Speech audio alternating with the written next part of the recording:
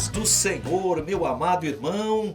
Este é o programa EBD Além do Domingo. E essa é a lição de número 4, a mordomia da família. Olha que tema importante. Família é um projeto de Deus. Vamos pensar sobre essas 5 questões da lição de número 4? Primeira questão: o que Deus instituiu antes da família? O que Deus instituiu antes da família? Deus instituiu o casamento, o matrimônio. Então Deus fez a primeira cerimônia de casamento entre Adão e Eva. É importante você entender isso e valorizar o casamento. Por quê? Porque o casamento, o matrimônio, inicia no primeiro livro da Bíblia, casamento de Adão e Eva.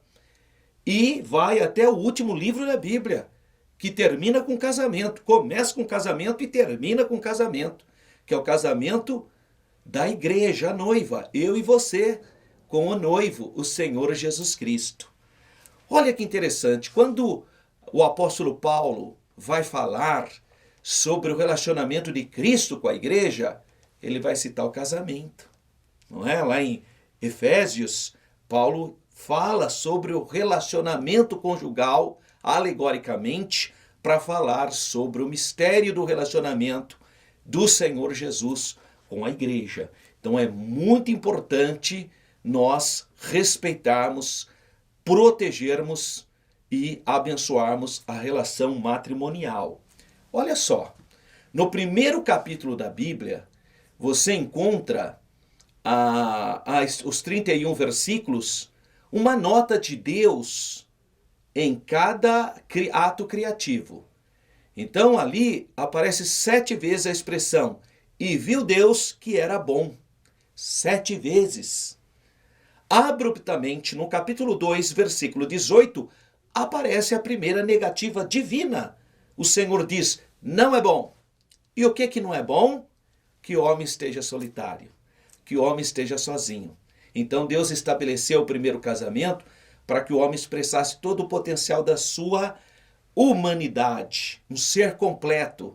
O casamento tem a ver com completude, com plenitude, com companheirismo, amizade, bênção entre as pessoas que fazem parte desse relacionamento estabelecido por Deus.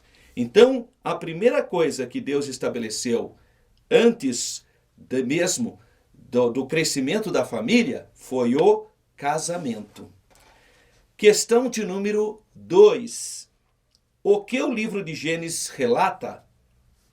Bom, o livro de Gênesis relata a criação.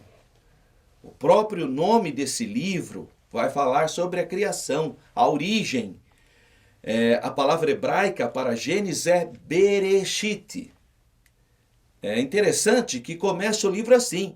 Em hebraico inicia Bereshit bara Elohim, ou seja, no princípio criou Deus.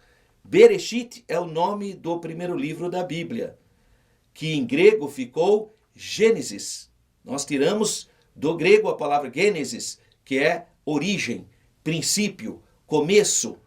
E ali mostra a criação do homem, a criação da mulher, a criação das nações.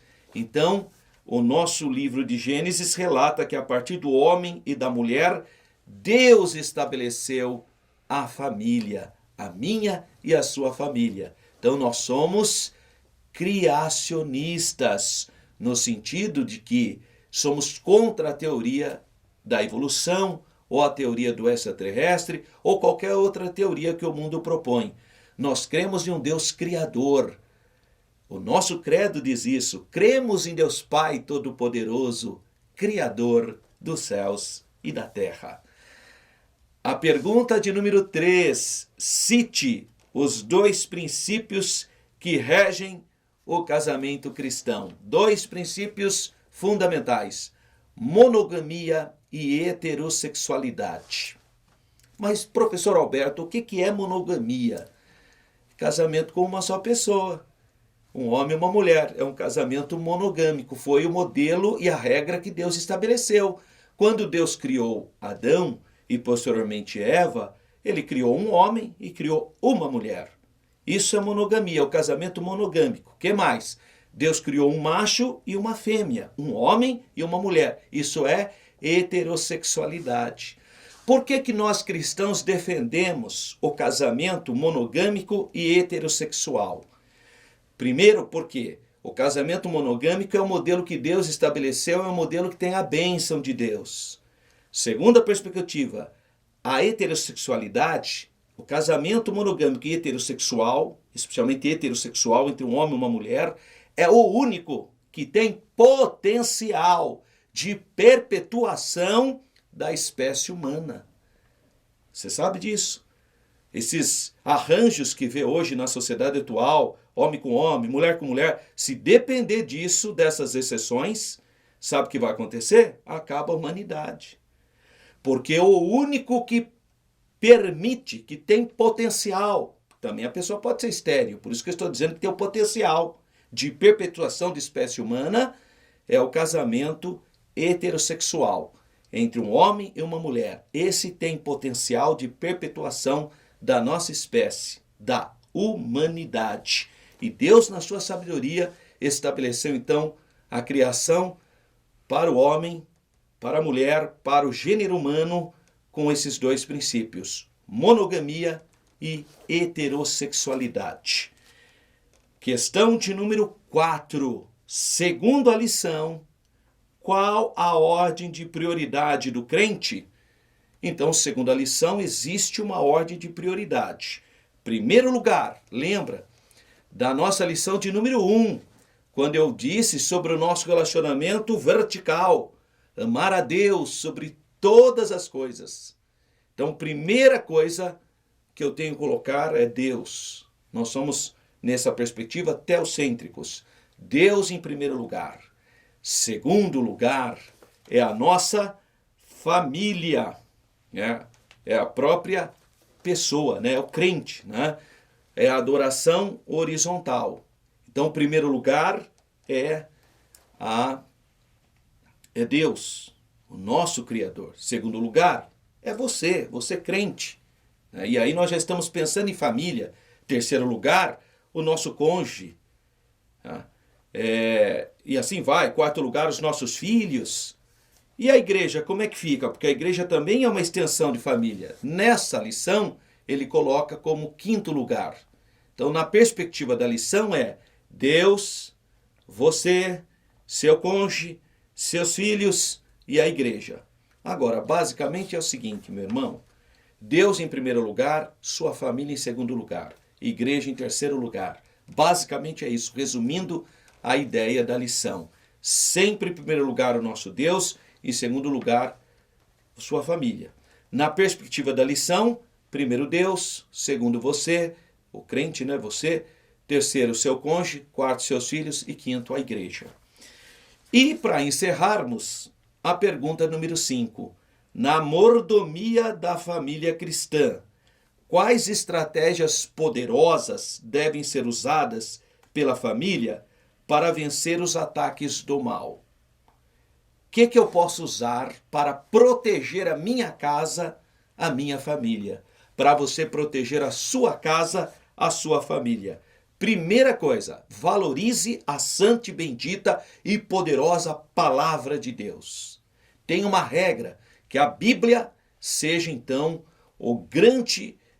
a grande bússola da sua casa. Então valorize a palavra de Deus no lar, nos momentos devocionais em família. Meu irmão, você precisa ter um dia da sua família. Ah, pastor, mas na segunda eu tenho ensaio, na terça eu tenho culto de oração, na quarta eu tenho escola teológica, na quinta eu tenho culto público, na sexta eu tenho ensaio, no sábado eu tenho Santa Ceia, no domingo eu tenho culto. Tudo bem, irmão. Você vai ter que escolher um dia. Pegue um dia desses 7. Escolhe um dia como o dia da sua família. O que é isso? É o dia que você vai fazer o culto doméstico com a sua família. Você precisa disso, irmão. É a sua família, você, sua esposa e seus filhos. Faça o culto doméstico.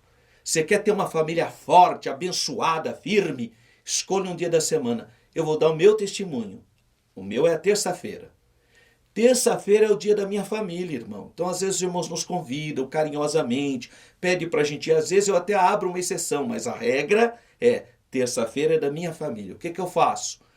Trabalho o dia todo, mas à noite, eu, minha esposa e minhas 2 filhinhas, nós fazemos o culto, cantamos hinos da harpa, lemos a palavra de Deus, lemos a palavra junto, oramos pela igreja, pelo nosso pastor, pela obra missionária, levantamos uma oferta de amor para a obra missionária, oramos em conjunto. Eu dou uma explicação rápida de um texto, depois oramos de novo, agradecemos a Deus.